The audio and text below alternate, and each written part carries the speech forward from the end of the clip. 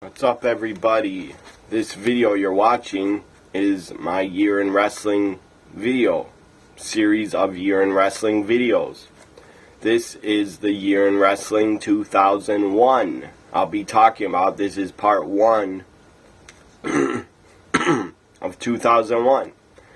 Might be a little dark, look dark in here. It's probably because it is. I got the TV on, so the light is going on my face, so some people can maybe, if some people want to see my ugly ass, there it is. Because it's pretty damn dark out. It looks like it's about to rain or storm. So I'll be talking about 2001. A lot of shit happened in 2001. Some good and some very bad. The bad things that happened were WCW went out of business. It was probably time for WCW to die because they were so goddamn awful as a product, but maybe if they got some new booking and maybe they could have dug themselves out of a hole.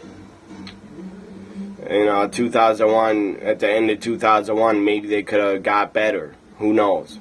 And very sad also, ECW also went out of business. So, two companies, a lot of wrestlers lost their jobs and were out of work. Some got hired by WWF, but not that many. And some other companies actually started up in 2001, but they didn't last long. I'm going to first kick off 2001 talking about WCW Sin, their pay-per-view in January, and it was they only had 3 pay-per-views in 2001 because they went out of business and they were sold to the WWF. So this is the first of the 3 of their pay-per-views, the 3 last WCW pay-per-views they ever put on. Sin wasn't very good. The only good things that were pretty decent, good matches. I enjoyed Chavo Guerrero Jr. against Shane Helms for the Cruiserweight title. That was good. DDP and Kevin Nash, again, took on Chuck Palumbo and Sean O'Haire. And Sean O'Haire and Chuck Palumbo defeated DDP and Kevin Nash to win the tag titles. And I think Chuck Palumbo and Sean O'Haire would actually go to WWF as the WCW Tag Champions, and they would lose them to, I believe, Undertaker and Kane. So that was a decent tag match for where we saw new tag champs. Main event was an absolute mess and just out of control, in a fucking mess.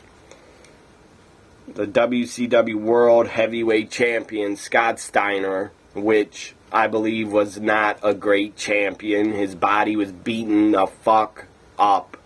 He was old. I don't think he was that old in 2001, probably early 40s or late 30s, but Scott Steiner just looked awful. Looked like he was on steroids, obviously. Looked like he was abusing steroids. And he couldn't move good in the ring in 2001. Even when he signed and came to WWF, Scott Steiner still sucked and couldn't move very good in the ring. The only skills he had was cutting a promo, and his promos were not very good, and sometimes they made no fucking sense. He just kept talking and talking. Nobody knew what the fuck Scott Steiner was talking about. So Scott Steiner defeated Sid, Jeff Jarrett, and the Mystery Man that had a stupid mask on his face looking like Jason from Friday the 13th. He came in with a mask on his face. And that Mystery Man was Road Warrior Animal. That was just, that was pathetic to watch. I mean, WCW thought this was going to get the fans excited. Having a Mystery Man be Road Warrior Animal, it got nobody excited. I thought it was stupid as hell. when I saw the mystery man was Road Warrior Animal. I thought it was a joke. And it was a four-way match, and I believe everybody, Jeff Jarrett, Scott Steiner, Road Warrior Animal, all teamed up and basically beat down Sid. And this was a match where Sid snaps his leg and breaks his leg, and basically it was a vicious, nasty, broken leg that Sid suffered. He jumped off the second rope. I believe he tried to do a double axe handle, and I guess he planted his foot wrong or something, because when he landed on the mat, his leg and ankle just went sideways and absolutely just snapped. It was grotesque to watch. It was just sickening to see. And I wish that on nobody, on no wrestler. I don't wish when they get in the ring that they break their leg. That was brutal. Looked like a career-ending injury at the time when Sid broke his leg. That looked like a career-ending injury, like he would never ever return to the ring again. And he hasn't returned to any major company. He never worked for TNA ever. He returned to WWE for the Raw 1000 build-up. He returned there and had a match, I believe, and destroyed Heath Slater and powerbombed him. So, and Sid has worked a little bit on the indies, but not much. So since he broke his leg, I would guess he probably hasn't even wrestled and had 5 or 10 matches. And Sid is too old now to really return to WWE and to get one last run. He's just too old, and his body and his ankles and his legs are probably really beat up. And if I was WWE, I would not sign Sid because of his age and the risk of injury again. He could break his leg again and injure himself. But Sid, I would put Sid in the WWE Hall of Fame. He deserves it. So Sid, not Sid, the pay-per-view WCW Sin, S-I-N, Sin. If I grade it, I'd give it a D. A D. Chavo and Shane Helms was probably the best match on Sin. Now I'm going to talk about ECW, Guilty as Charged, 2001, which took place from New York City again, same place as the last pay-per-view, the Hammerstein Ballroom. Matches I remember that were good. Tag team champions Danny Doring and Roadkill as a tag team. They finally win the tag team titles. That was awesome. I was a fan of theirs. It's a tag team. So they win the ECW tag titles, I believe, from the FBI, Little Guido and Tony Mamaluke. Other things that were good on the last ever ECW pay-per-view. I didn't know it would be the last ECW pay-per-view, but it was. They did advertise at the end of Guilty as Charged. They advertised that they were going to have Living Dangerously in March. But it didn't happen because they went out of business and they went bankrupt. Or Paul Heyman filed for bankruptcy. Just looking over there because I think it's starting to rain. And then I'm going to have to get up and close my window. Anyways, what else is good at Guilty as Charged? Rob Van Dam returned to ECW. I guess he had a fight and contract dispute with Paul Heyman over money not being paid. RVD, I believe, said in interviews in the past he was owed $55,000 or $75,000 from ECW, and he didn't get paid that amount of money. So maybe he never even got the amount that he was owed. And ECW went out of business. And a lot of wrestlers probably were owed a lot of money. Because Paul Heyman was not a businessman. He was not good at managing money and managing an entire company by himself. He didn't really want any help. He tried to do it all on his own, as he says in the Paul Heyman DVD. He tried to do everything on his own. The guy was burnt out. Paul Heyman obviously got burnt out because he was doing everything on his own. He was booking, he was coming up with storylines, he was running the entire company, and he basically got burnt out and quit showing up to shows, and Tommy Dreamer was the one that was showing up and running things at the very end. At the last ECW house show, after Guilty as Charged, Paul Heyman did not even show up. Tommy Dreamer was there running things. So, and then I think, I don't know, 2 or 3 weeks after Guilty as Charged, Paul Heyman shows up on Monday Night Raw and debuts in the WWF and signed a WWF contract because he obviously thought ECW is dead and he still needed to work. So Paul Heyman signed with the WWF and worked with JR as a commentator, as the commentating team for Raw and pay-per-views. I don't blame Paul Heyman for moving on, and I'm not angry at him for leaving ECW and signing with the WWF. I mean, what else could he do? ECW was basically dead. They weren't coming back, and Paul Heyman needed a paycheck. He needed to make a living for his family. So, Guilty as Charged, Rob Van Dam returns, so he must have got some money from Paul Heyman to return at Guilty as Charged. He got a massive, massive pop. Fans loved seeing him. Everybody's marking out that RVD was back on ECW pay-per-view because he was not at November to Remember. Probably over money issues, or it was either over money issues, being owed too much money and not getting it, or I believe at the time Rob Van Dam was shooting a movie.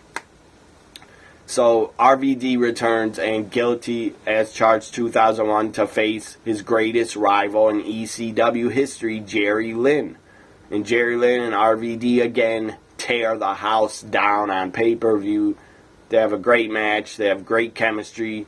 Both those guys worked really, really, really well together. And this damn TV cuts out and goes to commercials and makes my face, basically cuts my face off. So I'm going to put a light on. There we go. The hell was I saying? RVD, Jerry Lynn have a great match. And I was happy to see RVD back in ECW. It was great to see. Now, what else happened? Guilty as Charged. Tommy Dreamer took on C.W. Anderson, I believe is an I Quit match, I think. And Tommy bled a lot. That was an entertaining match. I enjoyed it. World title match. I believe Steve Corino is still the champion, defending against Just Incredible in the Sandman. I believe is a Stairway to Hell ladder match. It was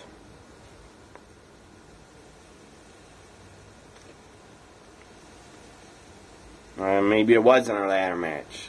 I don't know. It just says it was a three-way match for the ECW World title. Steve Corino defended against Just Incredible and the Sandman.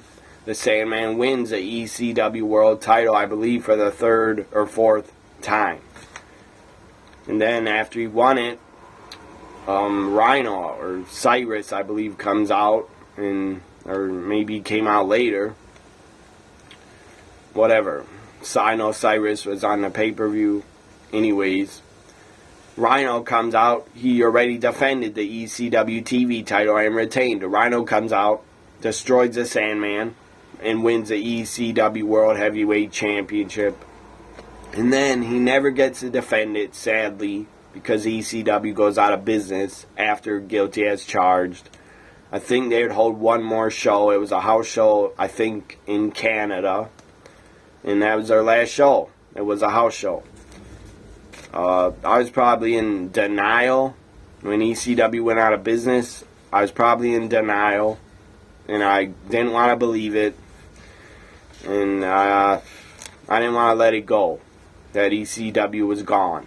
But they were gone, and I finally let it go in 2004 that they were gone, and I got over it. And then at the end of 2004, WWE releases The Rise and Fall of ECW. So that got me really excited and happy, and I went out the first day it was released, and I bought it at a Best Buy. And I'm lucky I got a copy, because everywhere The Rise and Fall of ECW was sold at, everywhere it was sold out. So I'm lucky I got a copy. But now if you don't have it on DVD, you can watch The Rise and Fall of ECW DVD on the WWE Network. They have it on there. In the Beyond the Ring section. On demand. So Rhino was the last ECW TV champ and world champ. Danny Doring and Roadkill were the last ever tag champions. As I said, it's very sad, very depressing that ECW went out of business, because I was a big fan of ECW. And basically, Paul Heyman, they couldn't get another TV deal on cable in the United States. So how were they going to get paid and make any money and keep the company afloat? They didn't get a TV deal. There were rumors Paul Heyman was going to get a TV deal with the USA Network, and USA Network could have put ECW on at midnight on a Saturday night or Friday night. But ECW never ended up on USA Network. Probably because they didn't want wrestling anymore, because they just got rid of the WWF. And let the USA Network let the WWF leave without offering them $100 million like TNN did. So it was just depressing and sad that ECW's out of business. It sucked, but at least I still had WWF and WCW to watch. And I didn't watch much WCW in 2001 except for Sin, the January pay-per-view, and the last Nitro. That's really the only shows I saw in 2001 of WCW. And I have seen their February 2001 pay-per-view on the network, Super Brawl Revenge. I did watch that. And their last pay-per-view, WCW Greed, I've not watched it yet. I've had the network for over a year. Well over a year. But I haven't watched WCW Greed yet. Why? I don't know. I'm just not really interested in watching WCW Greed, because it's probably boring as fuck, and I'll probably fall asleep if I watch it.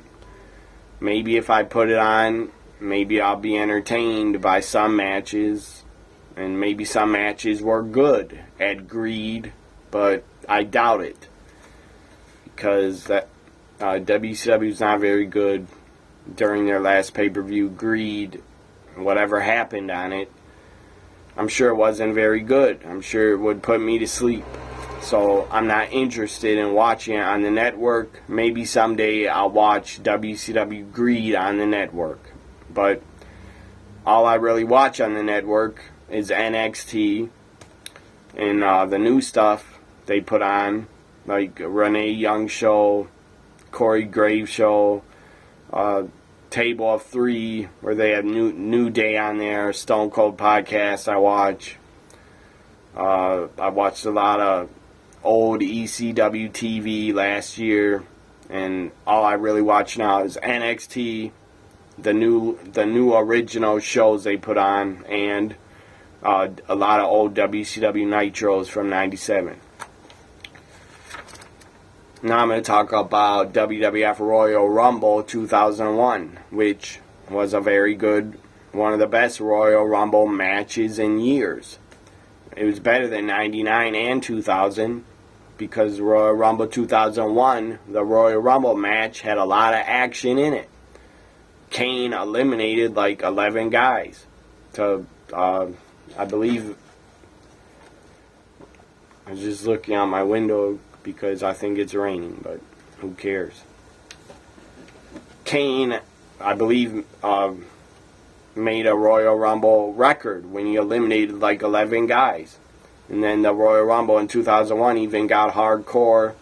Weapons got involved, and I believe Al Snow was in it, and he brought his bowling ball out, and he did a strike and hit someone right in the balls with it. That was a pretty funny spot. He always did with the bowling ball. So Kane had a great showing in 2001 in the Rumble. He lasted, he was one of the last two. Him and Stone Cold were the last two. And Stone Cold at the Royal Rumble 2001, it was booked really good. The Rumble match was booked great. You had The Rock in there. You had The Undertaker in there, Stone Cold in there, Kane in there. Stone Cold bled. Triple H, I believe, attacked him. At ringside, attacked him, busted him open. Because Triple H and Stone Cold were feuding at the time. So Stone Cold got busted open really bled a lot in the Rumble match. And he survived to one of the last two with Kane. Stunners Kane. And I believe clotheslined him over the top rope. And Stone Cold won the 2001 Royal Rumble match. As I said, it was a very good Rumble match. I thought, at least. So Stone Cold wins the Rumble. Other matches, you had Kurt Angle defend the championship against Triple H. And Kurt Angle's with, I believe, Trish was at his side managing him for some reason, because Trish and Stephanie were in a feud, or they started a feud. Because I believe Trish started dating Vince at the time, or before Royal Rumble. Stephanie and Vince were basically messing around with each other and making out on SmackDown. Linda was like in a coma. Linda McMahon was in some type of coma. She was basically brain dead, sitting in a wheelchair for some reason. I guess Vince drugged her. I don't know. Maybe that's the explanation, that Vince drugged her, so that's why Linda was brain dead. Anyways, Linda was in a wheelchair on SmackDown, I believe. And Vince and Trish went right in front of her, stood in front of her, and basically started making out. And giving tongue to each other. French kissing is pretty gross. I'm surprised Trish could kiss Vince like that and not throw up. But whatever. Obviously, Trish did it because it made sense in the storyline, and I'm sure she wanted to keep her job. So they make out right in front of Linda. So that's why Trish, because Trish was with Vince, like she was dating him, and Vince was cheating on Linda, his wife. That's why Stephanie was really angry and started feuding with Trish, I believe. So Trish is with Kurt Angle.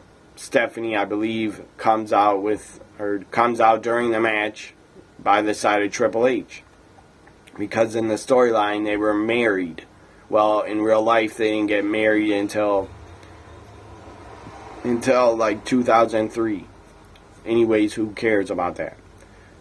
Stephanie runs out to the ring, I believe, and interferes and attacks Trish Stratus. They start fighting on top of the announcer's table. And Vince comes out, has to pull Trish off Stephanie, and Vince breaks it up and pulls Trish off Stephanie. And then I believe Vince even pushed his daughter. I believe he pushed Stephanie down, or pushed her away from Trish, or something like that, to get heat on him. Anyways, Kurt Angle retained the championship. Other matches at Royal Rumble 2001, the Dudleys took on Edge and Christian. And I don't know if the Dudleys won the tag titles. They may have. I don't remember. Anyways, that was Royal Rumble 2001. If I grade it, I'd give it a B+. Good pay-per-view. Now I'm going to talk about WCW Super Brawl Revenge. Took place in February 2001.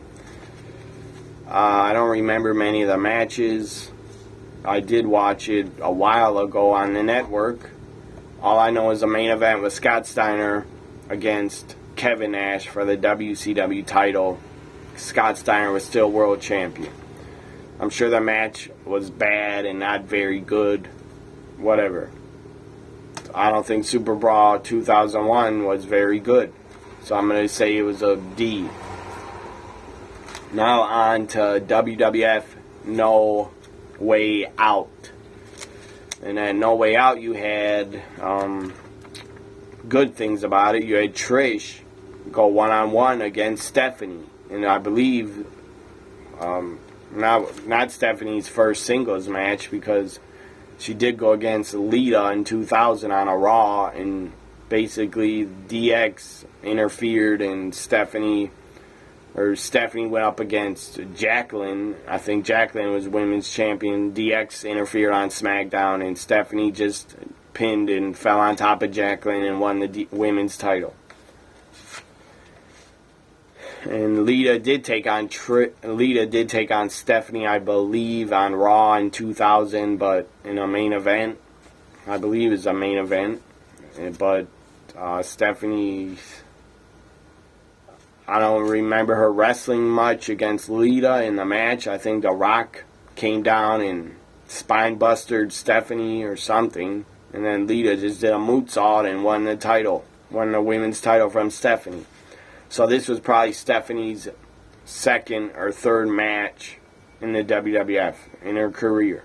And she did pretty well against Trish. Trish was not very good of a worker at No Way Out 2001. She was not very good yet.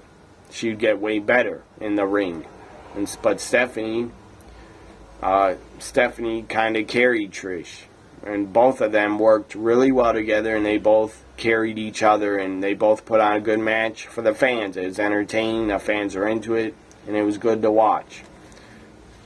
So I believe Stephanie won against Trish.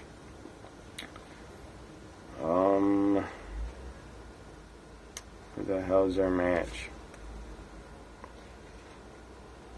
Yeah, Stephanie McMahon defeated Trish Stratus after getting help from the commissioner, William Regal.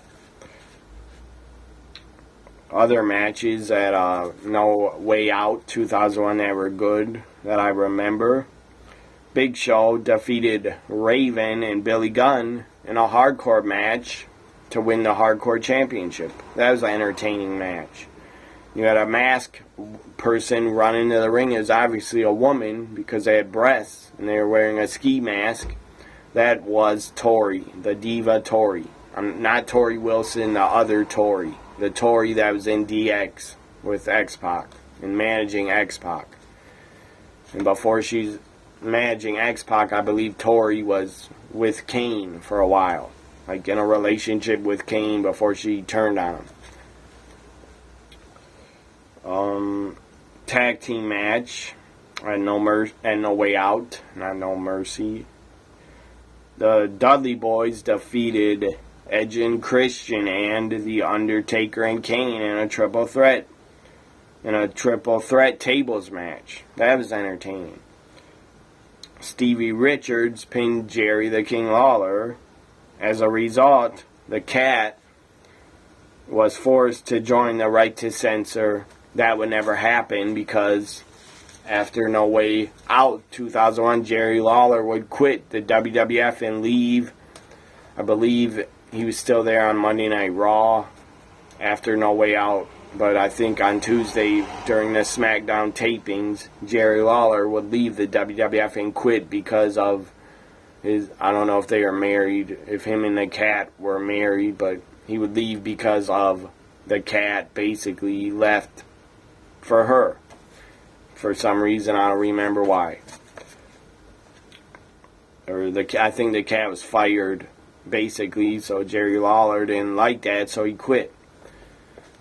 So she never really joined the Right to Censor because the Lawler quit and the Cat was fired. I think she was fired. Other matches at No Way Out, The Rock against Kurt Angle for the WWF Championship. That was very good. The Rock wins the title to go to WrestleMania to defend it. That was a good match for the title. Kurt Angle and The Rock always had great matches together, especially when they were one-on-one and not in a triple threat.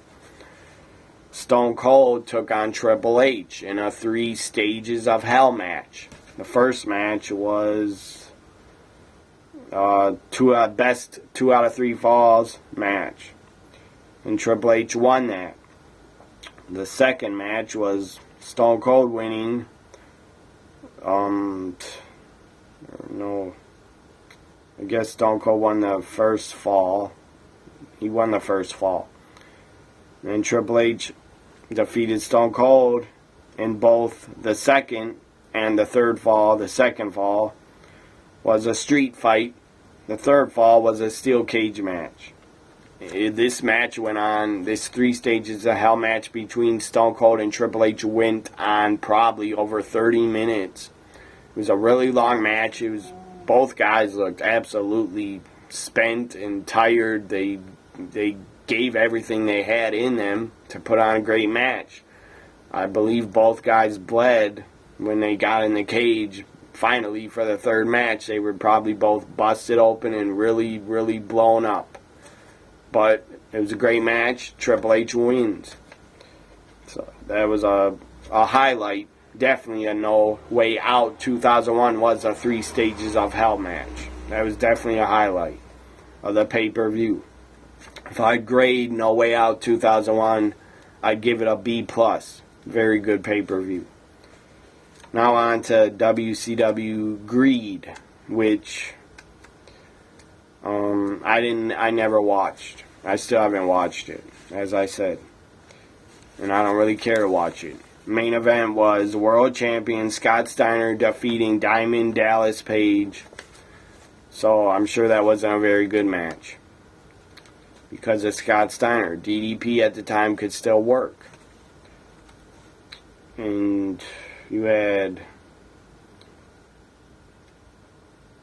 Mike Awesome Lance Storm on the pay-per-view defeat Conan and Hugh Morris. Nobody cared about that. Chavo Guerrero Jr. was defeated by Shane Helms again. They were still, I guess, feuding. The Cat defeated Chris Kanyon. Nobody cared about that. Rest in peace, Chris Kanyon. Very tragic that Chris Kanyon committed suicide, probably because he's depressed and because he's gay.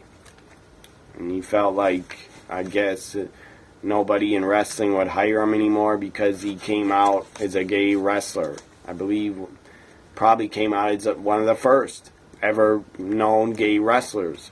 Chris Kanyon did come out as one of the first gay wrestlers. Pat Patterson is gay, but he's never he never announced it. The WWE never announced Pat Patterson as being the first gay wrestler like they have with Darren Young. Well, Chris Kanyon was the first, in my opinion, I think. Chris Kanyon was the first to announce that he was the first openly gay wrestler. It didn't affect me either way. He could be gay or straight. I didn't care. The guy had talent, and the guy was a great wrestler and worker. Gay or not gay, didn't bother me, and I'm for gay marriage. I'm for gays and lesbians if they want to date or get married. It's none of my business. It doesn't affect me either way if they want to get married or do whatever they want to do.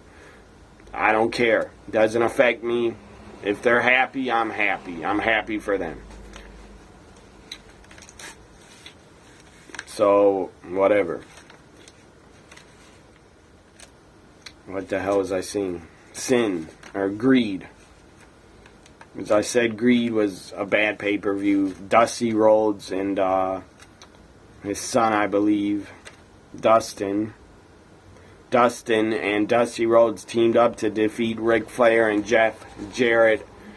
And I believe I think Ric Flair had a whole bunch of makeup on to look like a fat old man.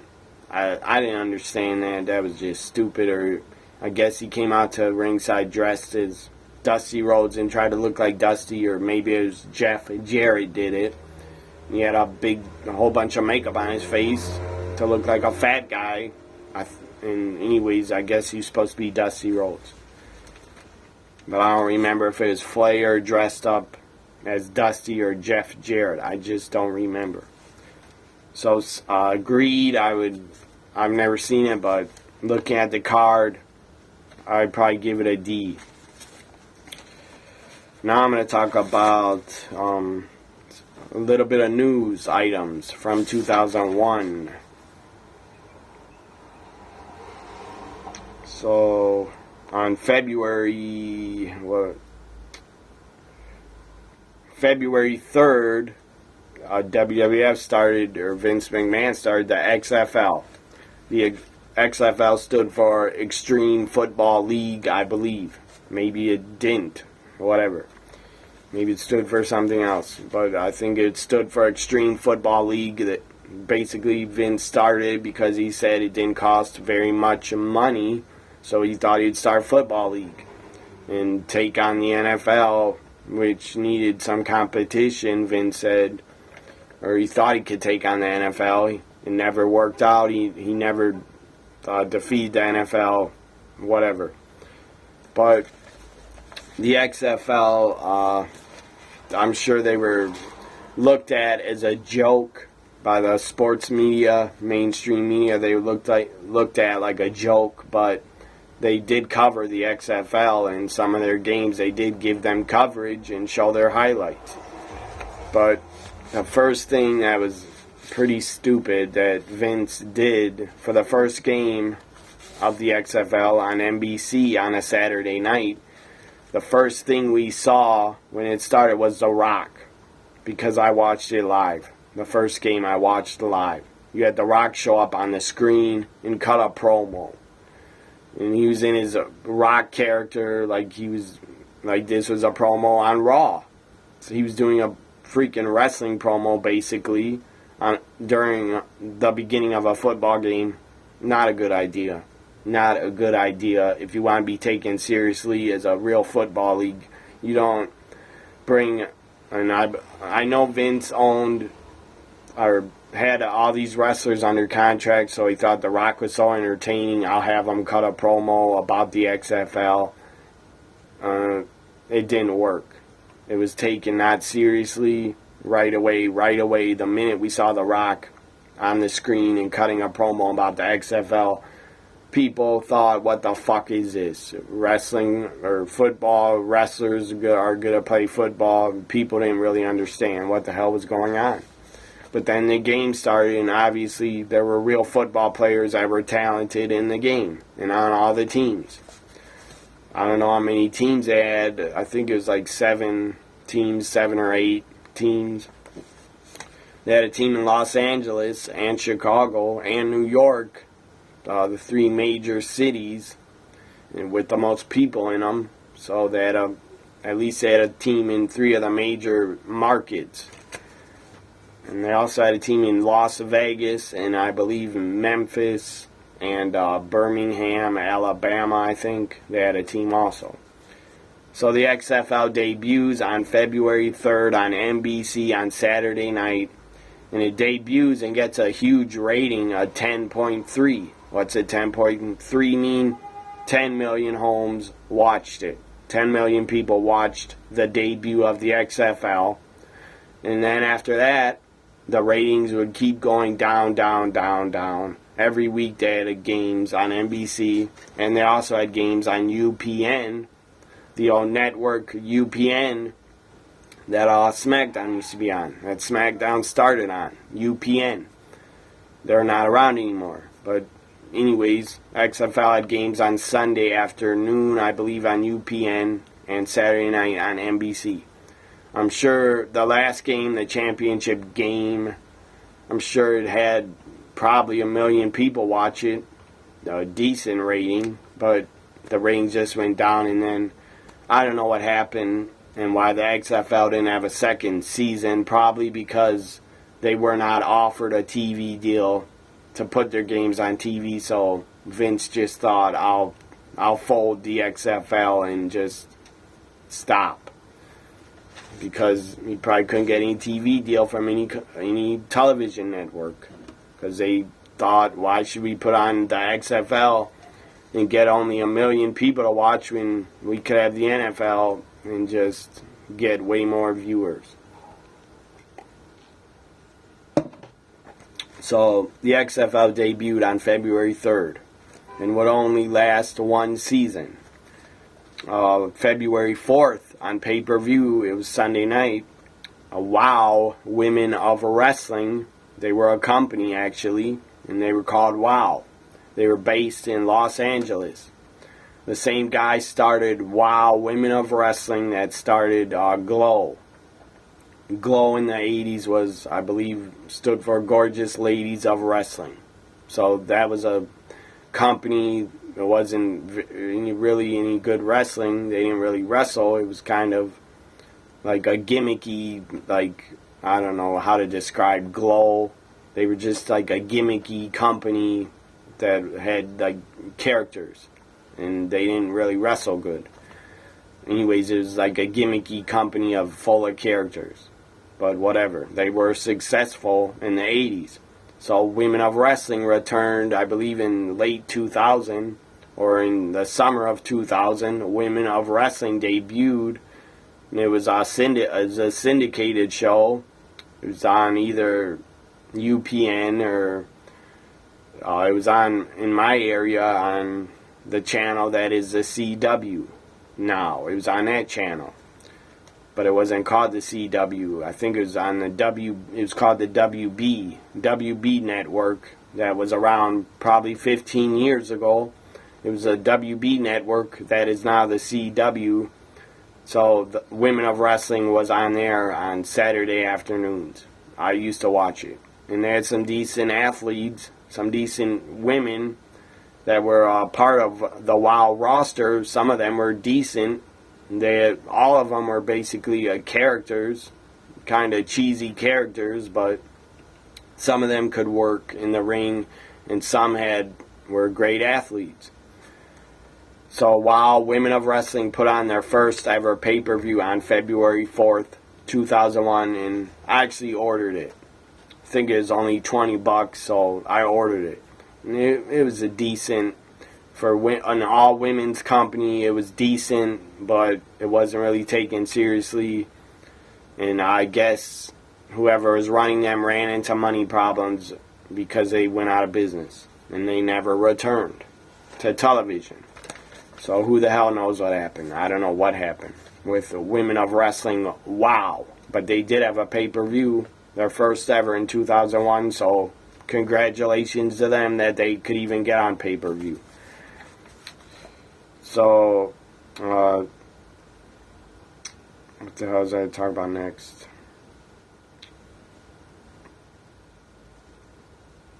Talk about, before WrestleMania, Vince McMahon, or no, I'll talk about something else. February 27th, the WWF announced it has released Stacey Carter, a.k.a. The Cat. And that her husband, Jerry the King Lawler, so they were married. I didn't know if they were. I just thought he was dating her. And she was like probably 18 years younger than him or 20 years younger than him.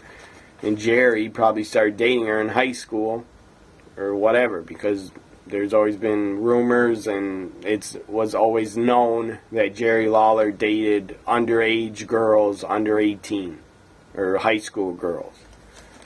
Or he has something for like women 20, 30 years younger than him. He has something for them. Whatever. It's none of my business. He wants to date a broad 30 years younger than him. Good for him.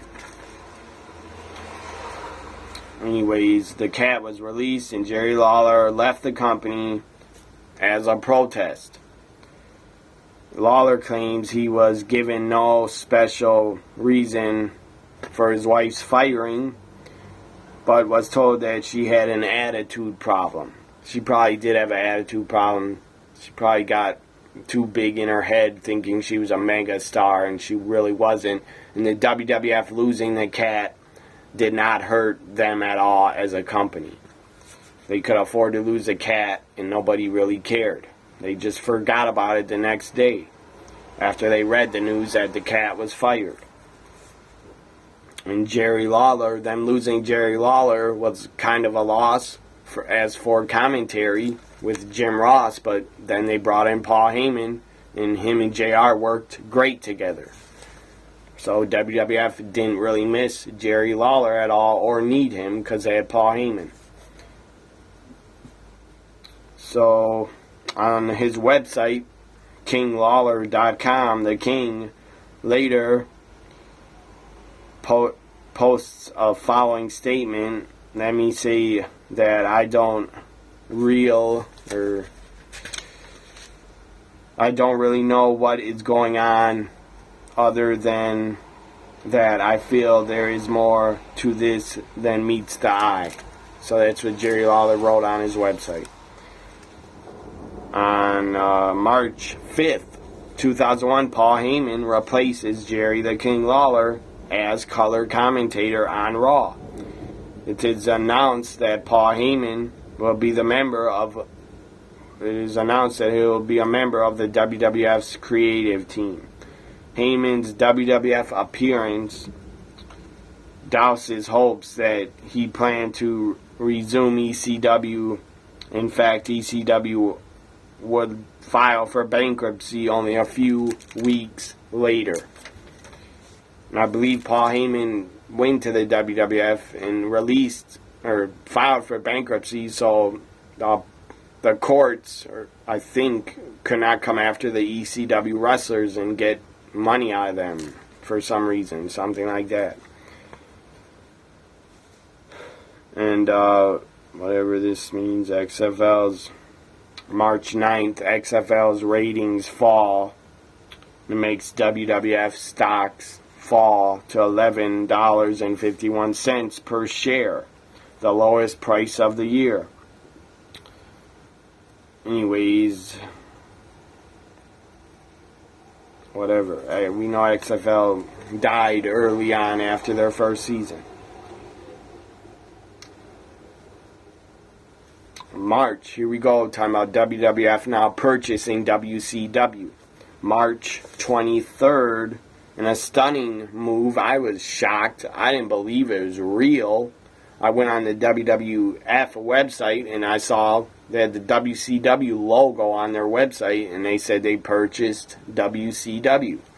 I was in shock and I really didn't believe it.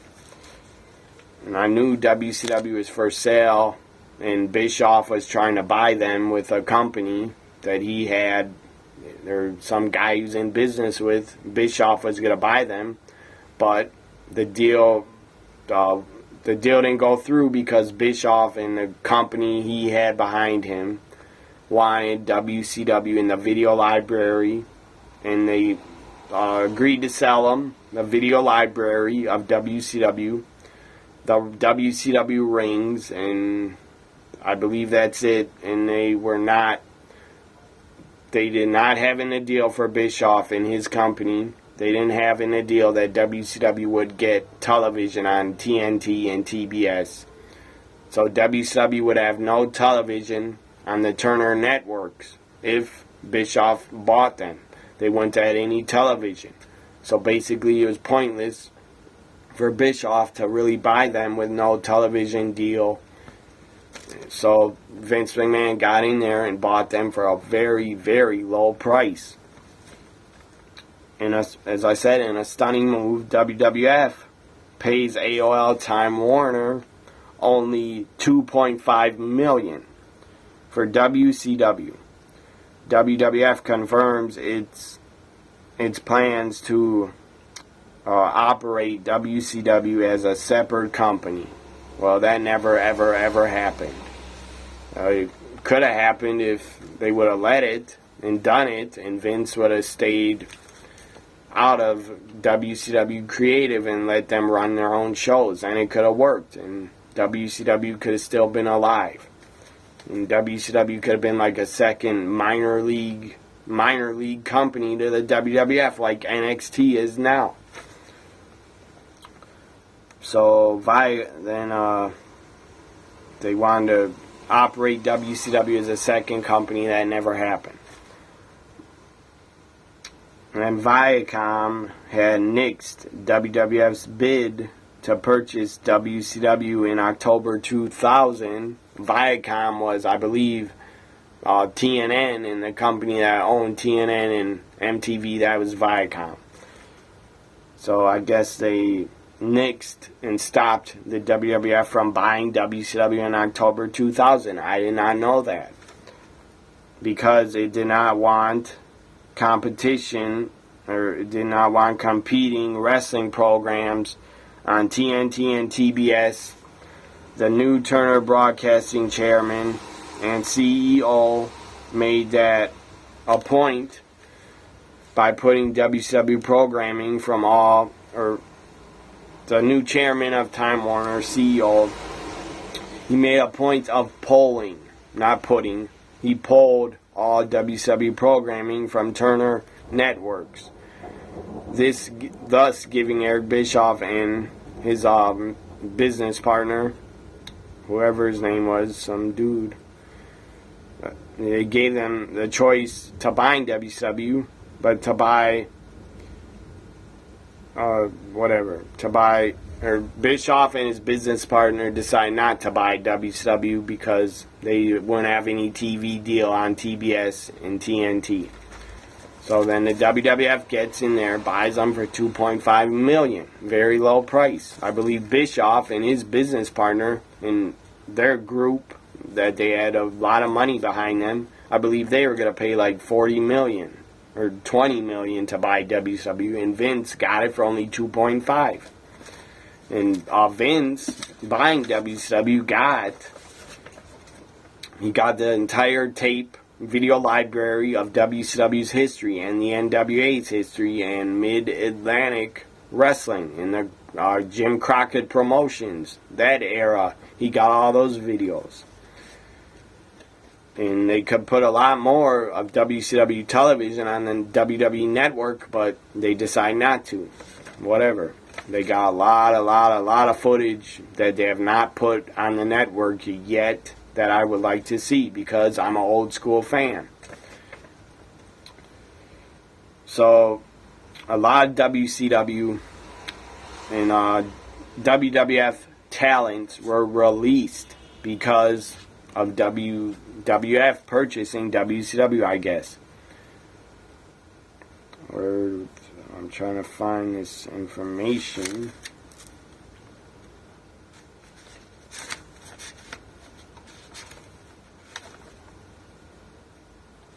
Anyways, here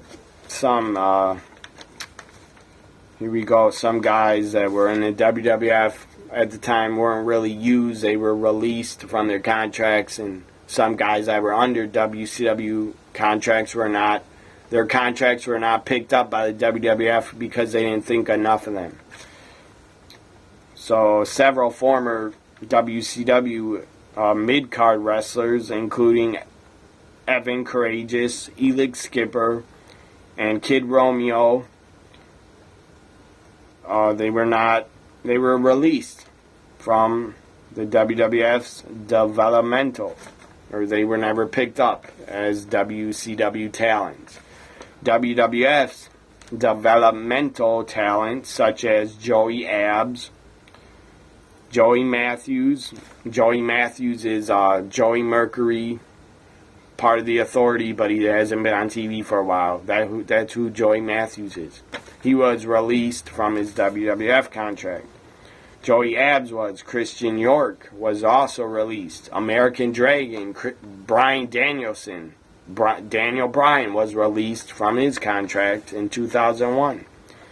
And Spanky was also released from his WWF contract. Spanky became Brian Kendrick later. So that's basically the number one story in 2001 was WCW was bought by Vince McMahon and the WWF. And you had, as I said, a lot of talents were released, and a lot of talents didn't even get signed by the WWF. I still think they had contracts for 1 or 2 years left on their contracts, So they didn't want to leave their WCW contracts because they wouldn't have been paid all that money that they were owed from AOL Time Warner.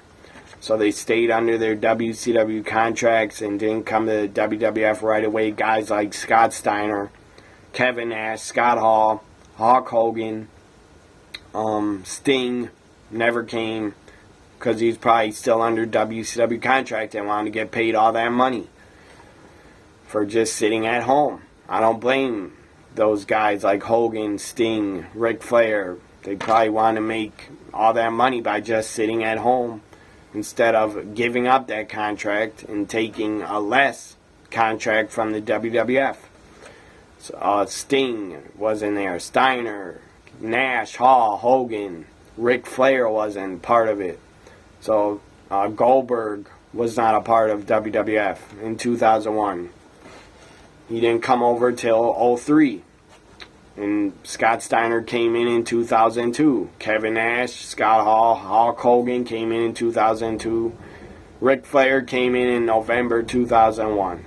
So you had none of them top WCW guys. You had none of them get picked up and be part of the WCW, ECW invasion angle.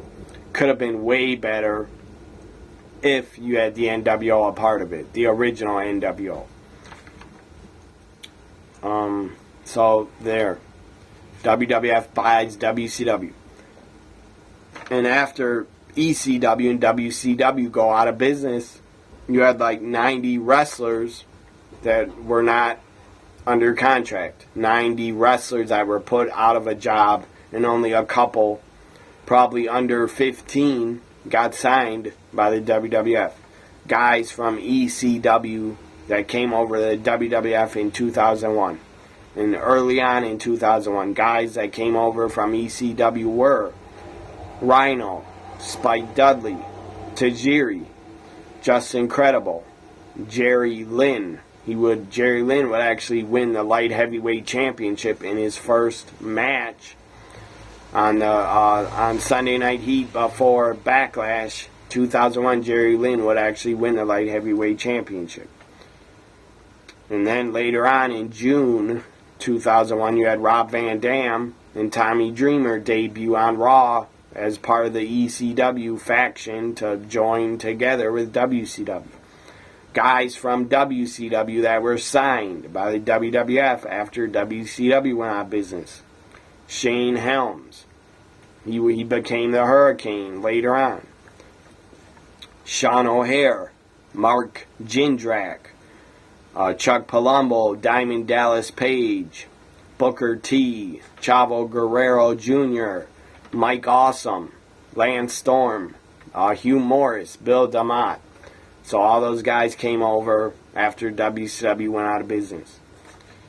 And they all became part of the ECW, WCW team, the Alliance. They all became a part of the Alliance. Also, Chris Kanyon was also signed by WWF. So you had all the WCW mid-card wrestlers. Some guys were better than others. Join the ECW wrestlers, and they, as everybody knows, they merged together to take on the WWF, and they were called the Alliance. It was a bad invasion storyline, but it wasn't that bad. I don't think it was that awful. They tried to make it work, and some of it worked. Some of the invasion storyline worked, and some of it did not. Anyways, I was going to talk about WrestleMania 17, but I think this video is long enough, so I'll talk about it on my next video. So, this is my last video where I'll be talking about the no more WCW pay-per-views or ECW pay-per-views to talk about because they went out of business. They were basically out of business at the end of March. There was no more WCW and no more ECW. And the XFL also started in the beginning of 2001. And the most shocking thing, as I said, the number one story of 2001 was WWF purchasing WCW. Hope you enjoyed my Year in Wrestling Part 1 2001 video. Have a good Thursday. Bye for now, everybody.